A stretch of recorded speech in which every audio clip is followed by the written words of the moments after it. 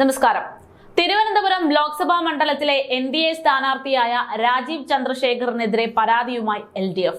കേന്ദ്രമന്ത്രി പദവി അദ്ദേഹം തെരഞ്ഞെടുപ്പ് പ്രചാരണത്തിന് വേണ്ടി ദുരുപയോഗം ചെയ്യുന്നുവെന്നാണ് LDFന്റെ ആരോപണവും പരാതിയും.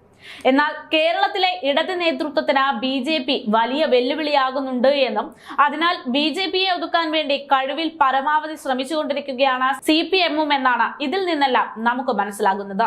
കേരള സർക്കാരിന്റെ പിടിപ്പുകേട് കൊണ്ട് വരുത്തി വെച്ചിരുന്ന പൊതുകടം കടമെടുത്ത് തീർക്കാൻ സർക്കാർ പദ്ധതിയിട്ടപ്പോൾ കേന്ദ്രം സംസ്ഥാനത്തിനെ തടഞ്ഞു നിർത്തുകയും കടമെടുത്ത് കടം തീർക്കാനുള്ള കേരള പദ്ധതി കേന്ദ്രം എതിർക്കുകയും ചെയ്തു. ഇതോടെയാണ് CPM കേന്ദ്രത്തിനെതിരെ തിരിയാൻ തുടങ്ങിയത്.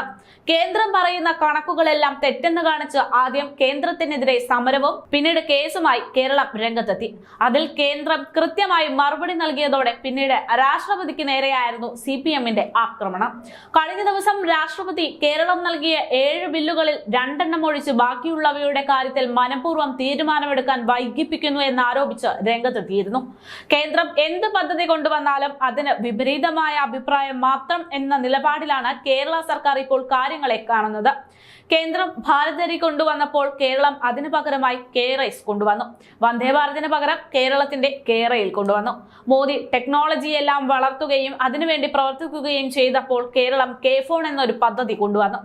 ഇങ്ങനെയെല്ലാം കേന്ദ്രത്തിനെതിരെ മത്സരിച്ചു കൊണ്ടുവരുന്ന ഒരു കാര്യങ്ങളും കൃത്യമായി നടക്കാറില്ല എന്നതാണ് വാസ്തവം. പിണറായി സർക്കാർ കൊണ്ടുവരുന്ന ഇത്തരത്തിലുള്ള പദ്ധതികളെല്ലാം 8 നിലയിൽ പൊട്ടുകയാണ്. ഒന്നും കൃത്യമായി നടപ്പിലാക്കാൻ കേരള സർക്കാരിനെ കൊണ്ട് സാധിക്കുന്നില്ല എന്നത് മറ്റൊരു വസ്തുത.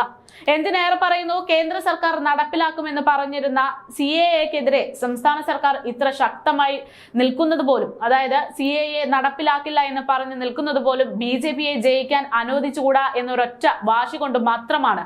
അതുകൊണ്ട് തന്നെയാണ് ഇപ്പോൾ തിരുവനന്തപുരം മണ്ഡലത്തിൽ NDA സ്ഥാനാർത്ഥിയായി മത്സരിക്കുന്ന രാജീവ് ചന്ദ്രശേഖറിനെതിരെ LDF പരാതി നൽകിയിരിക്കുന്നത് എന്ന് പറഞ്ഞു കഴിഞ്ഞാലും അതിന് പിന്നിലുള്ള കുതന്ത്രം തന്നെയാണ് എന്ന് ജനങ്ങൾക്ക് വ്യക്തമാകും. എന്തായാലും രാജീവ് ചന്ദ്രശേഖർ തുടർച്ചയായി തിരുവനന്തപുരത്ത് മത്സരിക്കുന്നതും അതിനുവേണ്ടി പ്രചരണം നടത്തുന്നതുമെല്ലാം തെരഞ്ഞെടുപ്പ് ലംഘനം നടത്തിക്കൊണ്ടാണ് എന്ന് കാണിച്ചുകൊണ്ട് LDF തെരഞ്ഞെടുപ്പ് കമ്മീഷന് പരാതി നൽകിയിരിക്കുകയാണ്. LDF പാർലമെന്റ് മണ്ഡലം തെരഞ്ഞെടുപ്പ് കമ്മിറ്റി ചെയർമാൻ MV വിജയകുമാറും ജനറൽ കൺവീനറായ മാങ്കോട് രാധാകൃഷ്ണനുമാണ് പരാതിക്കാർ. നിലവിൽ കേന്ദ്രമന്ത്രിയായിരിക്കുന്ന രാജീവ് ചന്ദ്രശേഖർ അദ്ദേഹത്തിന്റെ കേന്ദ്ര പദവി തിരഞ്ഞെടുപ്പ് കാലമായ ഇപ്പോൾ വോട്ട് പിടിക്കാൻ വേണ്ടി ദുരുപയോഗം ചെയ്യുന്നു എന്നാണ് പരാതി. എന്നാൽ ഇത് യഥാർത്ഥത്തിൽ കേരളത്തിൽ ഏറ്റവും കൂടുതൽ വിജയിക്കാൻ സാധ്യതയുള്ള, വിജയിച്ചാൽ അത് ഗുണം ചെയ്യുമെന്ന് തോന്നുന്ന ഒരു വ്യക്തി എന്ന അല്ലെങ്കിൽ ഒരു സ്ഥാനാർത്ഥി എന്ന നിലയിൽ രാജീവ് ചന്ദ്രശേഖർ ഉണ്ട് എന്ന് തിരിച്ചറിഞ്ഞതിന്റെ ഭയം തന്നെയാണ് LDF ഇത്തരത്തിൽ പരാതി നൽകിയതിലൂടെ വ്യക്തമാകുന്നത്.